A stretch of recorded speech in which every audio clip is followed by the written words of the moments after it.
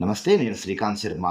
July 30 బుధవారము సూర్య షష్ఠి అనేటువంటి ఒక పర్వదినం ఉంటుంది. సూర్యునికి సంబంధించినటువంటి పర్వదినం ఇది. ఇది శ్రావణ శుద్ధ షష్ఠి రోజున చేస్తారు. ఈ రోజున సూర్య ఆరాధన చేయాలి. సూర్యుడు పితృకారకుడు, జాతకము జ్యోతిష్య పరంగా. అదేవిధంగా సూర్యుడు ఆత్మకారకుడు కూడా అవుతాడు. ఆరోగ్యం భాస్కరాది చేతని చెప్తాము. ఆరోగ్యాన్ని ఇచ్చేటువంటి వాడు సూర్యుడు.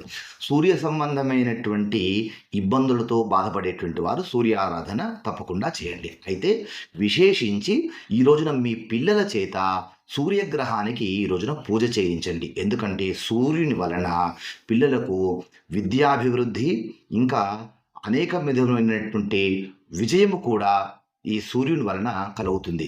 ఐశ్వర్యం కూడా సూర్యుని వలన అపారంగా వస్తుంది కనుక అందరూ ఈ రోజున సూర్య ఆరాధన చేయండి. జాతకంలో సూర్యుడు బాగా లేనటువంటి వారు, అనారోగ్యంతో బాధపడేటువంటి వారు, దీర్ఘకాలికమైనటువంటి వ్యాధులతో బాధపడేటువంటి వారు, పితృదోషాలు ఉన్నటువంటి వారు, తండ్రికి బిడ్డలకు పడకుండా ఉన్నటువంటి వాళ్ళు, లేదా పిత్రార్జితమైనటువంటి ఆస్తి రాకుండా కోర్టు సమస్యల్లో బాధపడేటువంటి వాళ్ళు, వీళ్ళంతా కూడా ఈ రోజున సూర్య ఆరాధన చేయండి. నవగ్రహాలు ఉన్నటువంటి చోటుకు వెళ్ళి సూర్యుడు మధ్యలో ఉంటాడు. ఆవు పాలతో సూర్యుడికి అభిషేకం చేసి టెంకాయ కొట్టేసి పళ్ళు నైవేద్యంగా పెట్టి ఒక 6 ప్రదక్షిణాలు సూర్యుడి చుట్టూ చేయండి. ఓం సూర్యగ్రహాయ నమః అనేటువంటి ఈ నామాన్ని ఒక 10 సార్లు జపించుకోండి.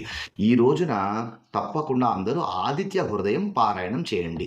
తప్పకుండా అన్ని కష్టాలు పోతాయి అని నేను చెప్పడం లేదు, కానీ మీరు అనుభవించేటువంటి కష్టాలు పోవడానికి మాత్రము సూర్యుని యొక్క అనుగ్రహం వలన ఒక మార్గం మాత్రం లభించే అవకాశం ఉంటుంది.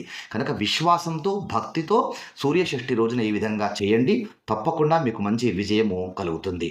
ఇలాంటి వీడియోల కోసం మన ఛానల్ని సబ్స్క్రైబ్ చేసుకొని ఫాలో అవ్వండి. ఈ వీడియో నచ్చితే లైక్ చేయండి, కామెంట్ చేయండి. దేశాన్ని కాపాడుకుందాం, ధర్మాన్ని కాపాడుకుందాం. ఎందుకంటే ఈ దేశం అనేది, ఈ ధర్మం అనేది. జై హింద్, జై భారత్, వందే మాతరం. నమస్తే.